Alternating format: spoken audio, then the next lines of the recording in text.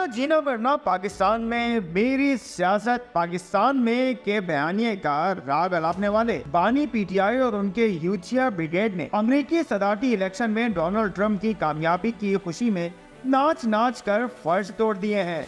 पराई शादी में अब्दुल्ला दीवाना वाला मंजर है। तहरीक इंसाफ वालों के कॉल ऑफ फेल में तजाद की ये इंतहा पहली बार बेनकाब नहीं हुई।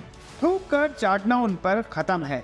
पहले बाइडेन इंतजामिया पर नाम नेहाद साइफर के जरिए अपनी हुकूमत गिराने का इल्जाम लगाया और फिर अमेरिकी कांग्रेस में करारदाद मजबूर करवाकर उसी सदर बाइडेन से पाकिस्तान के मामलात में मदाखलत की अपीलें की गई कि जनाब हमें रियासत और रियासती इदारों पर हमला आवर होने के केसेस से निजात दिलाएं और दोबारा हुकूमत में लाएं।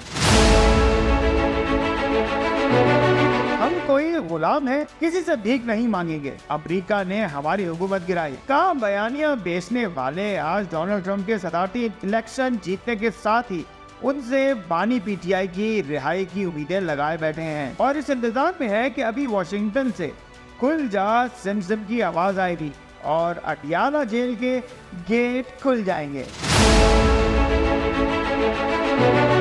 जब से अमेरिकी फौज अफगानिस्तान से निकली है, पाकिस्तान से ताल्लुकात अमेरिकी तरजीहात में बहुत नीचे चले गए हैं।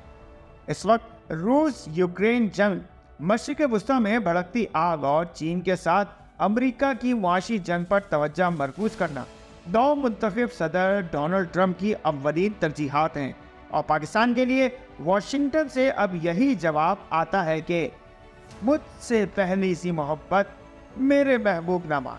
पाकिस्तान की दाखिली सियासत का ऊँट किस करवट बैठता है, फिलहाल नए सदर को इससे कोई सरोकार नहीं। उन्हें पहले अपना हाउस इन ऑर्डर करना है क्योंकि ट्रंप की पूरी इंतखाबी मुहिम ही इस नुक्ते के गिर्द घूमती रही है कि अव्वल ख्वाहिश बाद दरवेश।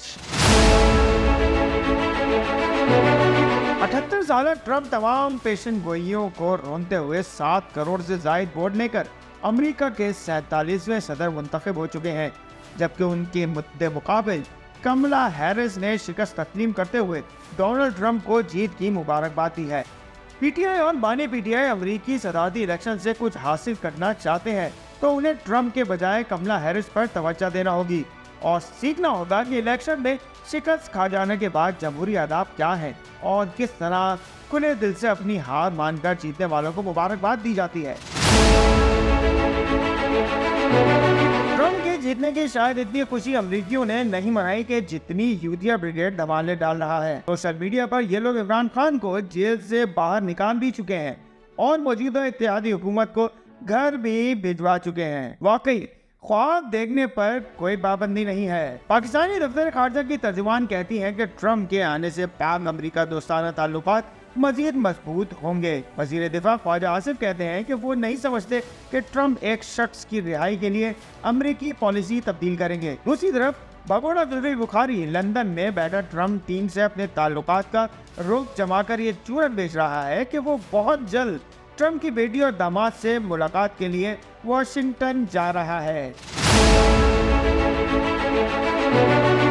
यूथियों से तो उनकी बाजी अलीमा ही सियानी निकली है कि जिसने इमरान खान की रिहाई के लिए लगाई गई उम्मीदों के हवाले से सवाल पर साफ कह दिया कि ट्रंप हमारा अब्बा लगता है जो इससे इमरान खान की रिहाई की भीख मांगे। डोनाल्ड ट्रंप हमारे अब्बा है या हम उसकी कॉलोनी है?